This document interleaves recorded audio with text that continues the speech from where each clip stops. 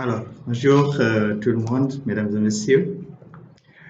Voilà, on va aujourd'hui parler encore de nouveau des relations internationales, et parlant bien sûr de l'Afrique dans les relations internationales, de comprendre quelles sont les politiques que l'Afrique, l'Union africaine a mis en avant pour répondre aux objectifs de l'OUA, l'Organisation de l'Unité africaine qui était là avant même l'installation de l'UA, l'Union africaine.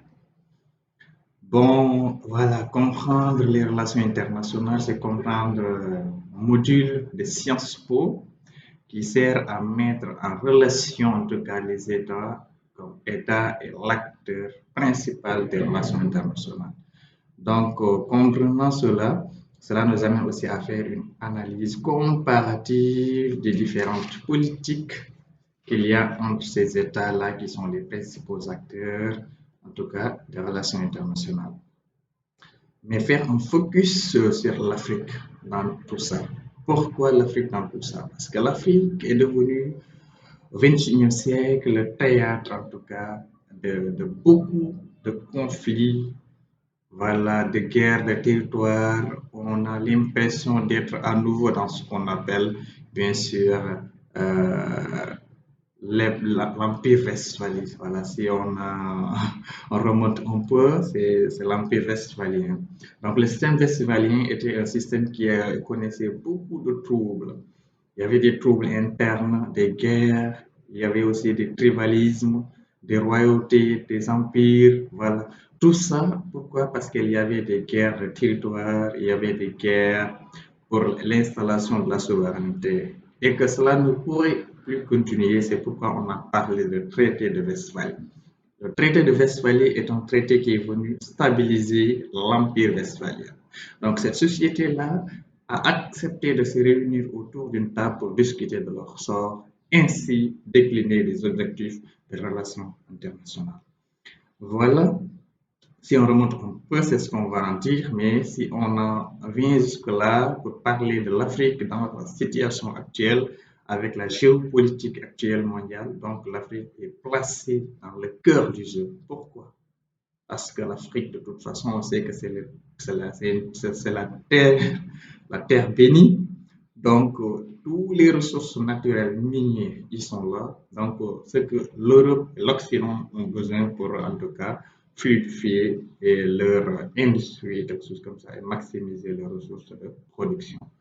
Et aussi, de revenus. Donc, cela impose une vision large de ce qu'on appelle des ressources naturelles qui sont en Afrique. C'est pourquoi l'Afrique est aujourd'hui considérée comme le théâtre, en tout cas le terrain d'attraction de toutes les grandes puissances, pour parler des Belgium. Donc, analyser ça de façon comparée à travers les différentes politiques que l'Union africaine a menées pour répondre aux défis, en tout cas qui lui sont posés par la communauté africaine, c'est quoi? C'est qu'ils doivent répondre à un problème, à un risque sanitaire qui est là. Donc là, il y a un risque sanitaire très grand. Donc l'Afrique n'a pas déjà une bonne qualité d'hygiène qui permet à la communauté d'avoir accès aux soins correctement, d'avoir accès à la santé, d'avoir accès aux soins médicaux de base. Voilà, à cause de la privatisation des médicaments et autres. Et les ressources financières ne sont pas assez pour que les habitants, les populations puissent se faire soigner et vacciner correctement. Donc, il y a un risque sanitaire. Donc, un autre défi que l'Afrique doit mener dans le système international, c'est quoi? C'est le risque sécuritaire. L'Afrique est aujourd'hui bordée de beaucoup de guerres civiles, de terrorisme. On parle du Burkina Faso, on parle du Mali, où les terroristes sont armés par l'Occident. Parce qu'il n'y a pas de matériel supersonique en Afrique, surtout au Mali, pour que les rebelles puissent avoir un approvisionnement normal et combattre l'État malien. C'est parce qu'il y a quelqu'un derrière qui fait qu'ils ont la force. Donc, cette force inouïe qu'ils ont derrière qui fait qu'ils les poussent toujours à combattre l'État malien, provoquer ce qu'on appelle le clivage dans le territoire malien, ça, c'est autre chose dans les relations internationales et ça unit les relations internationales. Donc, le véritable souci du terrorisme en Afrique, c'est un terrorisme qui est orchestré par des gens, par des belligérants qui veulent voir ruiner et affaiblir l'Afrique pour en tirer les bénéfices. Donc, il faut que les États africains prennent conscience de cela. C'est pourquoi les gouvernements de la transition comme la Guinée avec Doumbouya, le Mali avec Assimi Goïta et aussi le Burkina Faso avec le colonel Zouba Traoré. Donc, on pris conscience de cette situation qu'il faut gérer les patrimoines nationaux par eux-mêmes et décider du sort de leur territoire respectif afin de mettre l'Afrique sur les rails.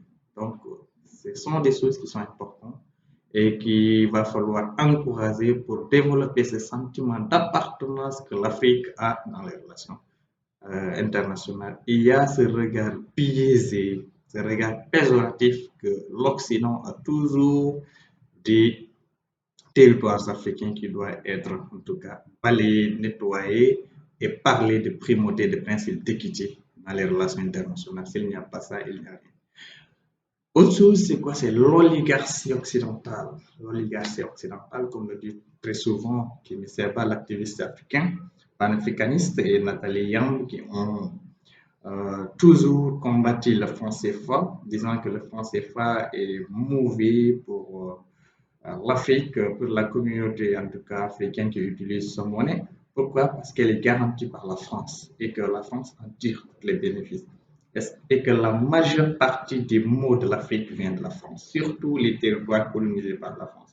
Donc on voit qu'il y a ce sentiment d'anti-français que nourrissent les Africains en ce moment et qui est fondamental pour l'émergence de l'Afrique. Parce que si un pays ou un continent veut se développer, il n'a qu'à miser sur ce qu'il a comme potentiel. L'Afrique a de la potentialité, l'Afrique a des ressources naturelles, l'Afrique a des têtes bien faites, mais l'Afrique, ce qu'il manque, c'est l'unité. Voilà, les Kadhafi en ont parlé sur 99. C'était la source d'une unité africaine. Mais tout le monde connaît la suite. Kadhafi n'est plus là. Toutes les personnes qui se sont levées pour combattre une unité africaine et promouvoir le développement de l'Afrique dans sa globalité, ils ont tous disparu. Pourquoi? Parce que l'Afrique est une terre convoitée par tout le monde. Parce que nous disposons des choses que dans d'autres continents, il n'y en a pas. Regardons aujourd'hui le cas de la Russie et l'Ukraine. L'Ukraine qui est envahie par la Russie, normal. Pourquoi? Parce que l'Occident veut faire face à la Russie en passant par l'Ukraine. C'est ce que l'Ukraine a compris et Vladimir a pris ses responsabilités en acceptant guère que l'Ukraine fasse partie de l'OTAN. Parce qu'il connaît les risques qu'il court. Et de cette même manière que Poutine a pris ses responsabilités pour montrer son hégémonie dans les relations internationales et affirmer leurs identités russes et faire craindre les gens. Et c'est ça que l'Afrique a besoin. Des dirigeants forts, des hommes d'éthique, des hommes courageux, engagés pour le développement de façon générale. Donc, il y en a des gens qui l'ont fait. Les Nelson qui ont accepté de faire 27 années de prison. Voilà. De ruiner toute leur vie a été ruinée par l'emprisonnement.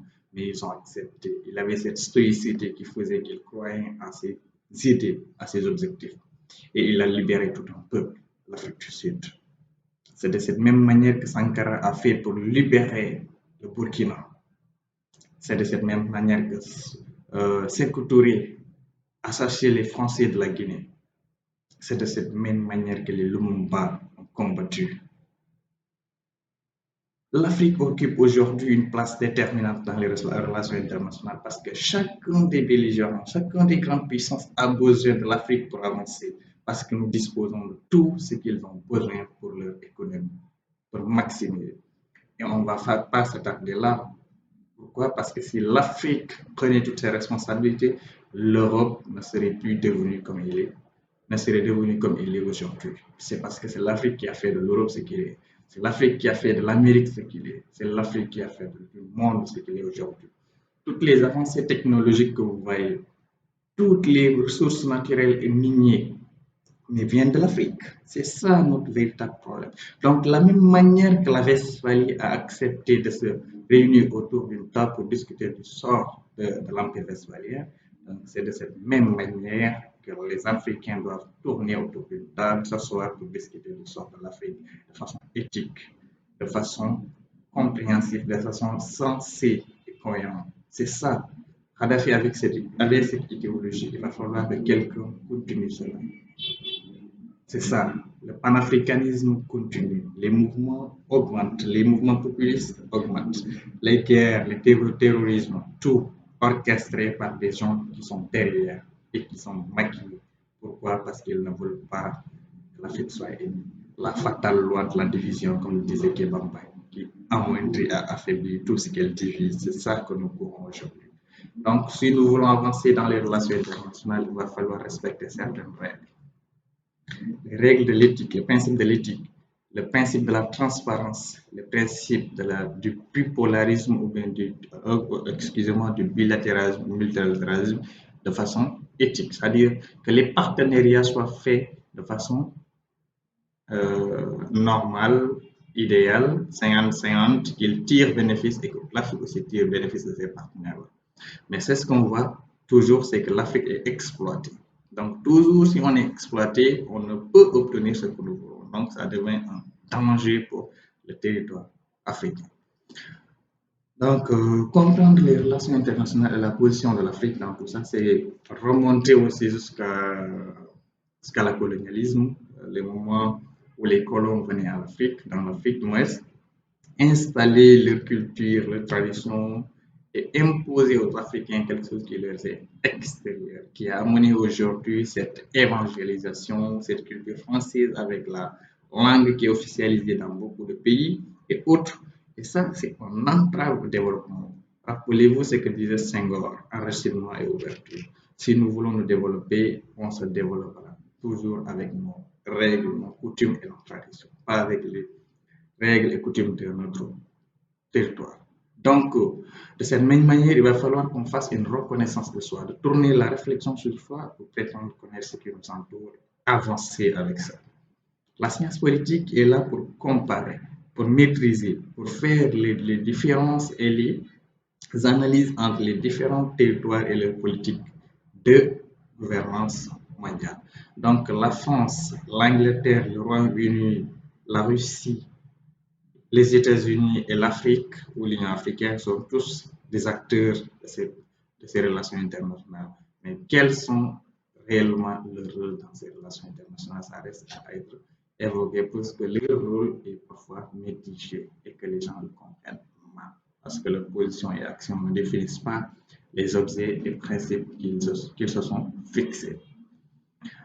Voilà, et chers amis, je pense qu'on va se limiter là. Après, on va continuer à expliquer, à expliciter les problèmes africains dans les relations internationales et pourquoi nous ne parvenons toujours pas à sortir de la caverne.